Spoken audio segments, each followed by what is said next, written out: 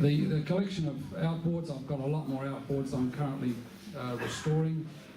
Those of you walking in will see just outside there's a long shaft outboard I got yesterday. I was offered a collection of 160 outboards from a guy in Perth, all restored.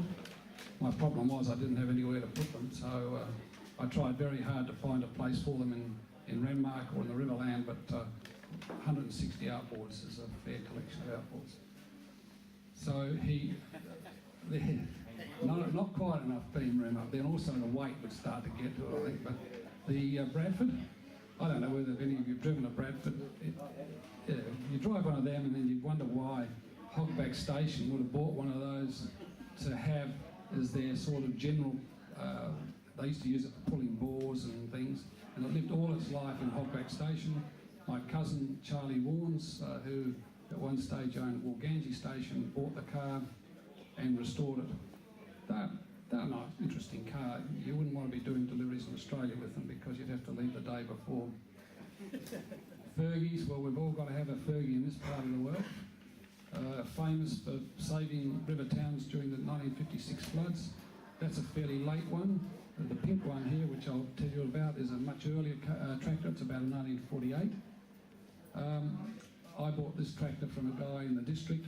It was in a pretty bad state. It was parked in the shed, and there's a moral to this story: don't let your wife drink. There's one Sunday afternoon, about this time of the year, my wife and a couple of her girlfriends were sitting out in the yard, in the garden, talking about things and saying we should do something for Breast Cancer Week. And I happened to make the mistake of walking through, and they said, look, we've got this idea. What we want to do is paint a tractor and charge people to paint it, and we'll raise money for breast cancer. I said, that's a really good idea. Yeah. Where are you going to get the tractor from? And one of the women's husband was a farmer from Bugle Hut. And I said, oh, has Gary got something down there? She said, no, matter of fact, he hasn't. But we wondered whether you had a tractor. And I said, oh, well, yeah, I've got the old Fergie, you can have that. Well, we need it painted up by next Saturday because that's when we're going to launch our campaign. I said, right. So I said, okay, and I was trying to block them all away. I said, if you can get the paint and someone to paint it, I said, you can have the tractor. Well, within 2 hours, they'd gone around the town. The poor crash repair guy, he said, yeah, I'll paint it. The local paint shop said, yes, we'll supply the paint. So I had to get the thing going, steam clean it. It took me a day and a half to get all the muck off, get it going. It had concrete wheelways. But on the Friday night, I dragged it out of the crash repair shop. We put it here. That's since raised well over $5,000 for breast cancer research. So it's done street parades. It's never missed a beat. It's amazing. People donated tyres, thought the tyres weren't any good. So it's been a really high-profile little tractor. And it was an easy way of getting a tractor restored, even though it mightn't be concourse. The boat behind you, we have an annual thing called the Dinghy Derby up here. There's about 90 dinghies that race through the backwaters and creeks. And some of these guys, you'd swear there was no tomorrow if you saw some of the boats that they race in. 30 horsepower is the maximum size they're allowed to race. But this guy, Paul Dempsey, who's a bit of a legend in our region here as a boat engine mechanic, a motorbike racer, he races historic bikes. That was one of the boats that he put together. The front of it's off some other boat that smashed, so they just chopped the front bit off and he turned that into a racing boat. The engine is extremely hot, high compression. It runs on avgas, and let me tell you, when you hear that thing go, it is just unbelievable that they can get a sound and the speed out of a small engine like that. The Elise behind you belongs to a guy in Norway. He's a geologist. He visits Australia once a year, and he said, look, I need someone to store the car, to clean it, and I want it driven once a month. So I said, well, look, I'll put myself out a bit. I think I can accommodate it. And I've got to tell you, I used to own a Lotus 23, which is a very quick little sports racer. But that thing, just every time I get in and drive it, it reminds me of my Lotus 23. It is just a magnificent little car. And that's not one of the hot ones. That's a pretty bog standard model, but the handling of that car and its performance is quite stunning. So next Sunday is the scheduled day out, so I've got to get up early and clean my teeth to get ready. is a Lotus Super 95, Lotus Elite. That car's a bit interesting because it actually, those of you who know any history of Lotus, when Chapman started building the Elites, he got into a lot of trouble. And there was whole yards full of bodies that he had made, waiting to try and get the sales, and then he'd only put them together once he got the sale. This body was bought by a guy called Bennett, who started Chevron racing cars. I think most of you have heard of Chevron. And he built two up in his factory in England as race cars. So he bought the shell and then built it up as a race car. If you have a look underneath, it's everything is built for a race car. It's not. It looks a bit like a standard Elite, but all the suspension, all the settings, all the geometry. And to drive that car today, you would swear you were driving a car that was only 5 or 10 years old. The way it handles is just a beautiful little car to drive. It raced in England for 3 years. The guy that raced it was an arms dealer, and he was obviously making a lot of money selling arms into Africa and some of those twisted countries that were buying masses of arms to own the world. He raced it throughout Europe. He had a mechanic would drive it, tie it to a race meeting. He'd fly in, race it, fly out and go and sell more arms. He recently came out here to be reunited with the car, and as part of that process then wrote the history of the car from day one, which is it's on our website, the whole history of the car, but it's quite a fascinating history. Since it's been in Australia, it's been raced extensively.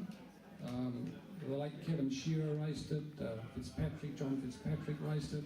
He's done a lot of rallying. It's won the historic section of the Classic Adelaide 3 years running until the former owner got bored with winning and decided to sell the car, and I bought it from him. But to me, that's one of my favourite cars. It is just so nice. Only downside is, it's like sitting inside a drum kit when the Rolling Stones are playing. The noise inside is unbelievable. It just resonates right throughout the whole car. What are we going to do here? Now I've got this space, they're not allowed to move anything back in here. I'm going to get another bay that way.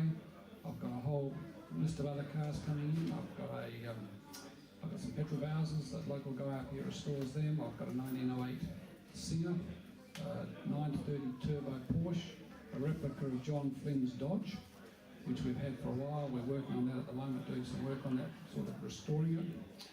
A Lotus Toucan Escort, a Ruston engine, stationary engine and generator plant. Now the Ruston family, there was two parts to the family. The part that came to Australia were religious. They were ministers of religion. They call themselves the white sheep of the family. They say the dark sheep of the family stayed in England and they built engines and made a fortune. So it's quite interesting when you trace the history of the Ruston family back and the two arms of the family and how they went different ways pursuing their own interests. So look, that's a quick whip through this place. There's 27 acres, about 20 acres planted to roses, 40,000 bushes. We're the home of the National Rose Collection of Australia because we've got so many different varieties here. I just had it pointed out, the scooter motor. Oh, the boat. I got the boat from the guy who sold the Zeta to the guy in Cairns. Now, does that make sense? I was on the bus when I went down to have a look at all the bits and got the outboard, and he said, "Do you want to take the boat?" Now, I've got all the plans to finish it. If anyone's keen to finish it, I only put that in there yesterday. I just love the look of it. It's all cedar. It's as light as a feather. It's quite old, apparently. And, but the one thing I didn't miss was the scooter motor. Some of those South Australians would know Mike Drewer. In fact, some interstaters would know his son's quite a successful motor racer. Mike and his father restored that scooter motor. It belongs to Mike.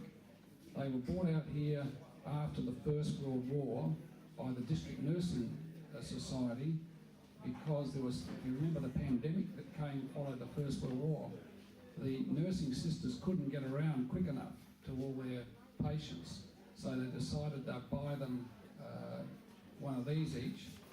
Well, it was a disaster. First of all, they were gutless. Secondly, fairly unstable, and with all their robes and things they used to wear in those days, not really safe. One hit a tram. Anyway, this is one of the 7 they bought. They ran them for 2 years, and then they bought Citroen 5 CVs, which I have one, which is not here today. It's down at the upholsterers. But they're an interesting little scooter because there was an original scooter that was built by the ABC Motorbike Company in England under patent and under license to the guy that invented them. We've had it going. Mike's had it going, but I haven't run it for a while. It drops so much oil after you run it. But it's an interesting. We know of about 5 or 6 in the world. There's one in the German museum. There's one in an English museum, German English museum. There's a couple of guys in England own them. There's one at Morpeth Vale, and there's bits of one at Port Augusta. So they're fairly rare beast, but very interesting. Now, any questions? I think I've just about covered everything. I don't want to put you to sleep with any more. Funny story about the car parking. Oh, the car park. Building a place like this in an environment like this out in the sticks is sort of a interesting thing. So what we do is we work very hard to maintain a relationship with our neighbours. And when we're putting up a new building, we invite them in, we show them what we're doing, we tell them what we're doing. Every so often I go around and visit them to see if there's any problems with these noisy Chrysler mob that are coming in and all this sort of stuff. Anyway, Mrs. Penny Aris across the road is a lovely little widow group lady. She's got 9 acres of vines over there, lives on her own. Last night Anne said to me, "Oh, I haven't spoken to Mrs. Penny Aris. I told her that all these cars were coming." She said, "Do you mind nipping over and just reminding her?" So over I went, and I start calling out as I'm crossing the road to sort of, try not to scare her. And anyway, she came out. "Oh, Richard, what's wrong?" I said, no, Tina, I'm just coming over the... You remember Anne said about all those cars coming? "Oh, when are they coming?" I said, "Tomorrow." Oh, that's no good. That's no good. I said, "Why not? I haven't cut the grass. She said, "That's okay, I'll get up early, I'll cut the grass in the morning." I said, "Well, Tina, why don't you come over and meet them all?" But I've just gone for a bit of a walk, and I see some of you have got actually pride of place. You park right in the front garden. She'll be pretty pleased about that. So she's been up since early morning cutting the grass so you guys can get your cars in.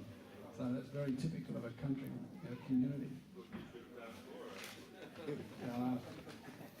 Actually, she invited us in. I parked out and drive. I said, "Just be all right here." She goes, No. Bring it. Next bloke, bring it in. When we first put this place up, because councils could work against you, but I decided, and I said, "Tina, look, when we have cars and things, the car park's going to be full." I said, "It's going to be a lot of noise for you, I want to work around that." "Oh no," she said, "that's good. It's too quiet here." She said, "I'm looking forward to some noise here." She said, "The day is very boring without having noise." So, and she's been a great neighbour. In fact, all the neighbours are good, but we just make sure we don't have noisy discos and things. So we haven't had a complaint yet, but that's in 5 years. So. Any other questions? I'd like to thank Richard for inviting us to his rose garden and telling us all about his stuff. Put your hands together for Richard.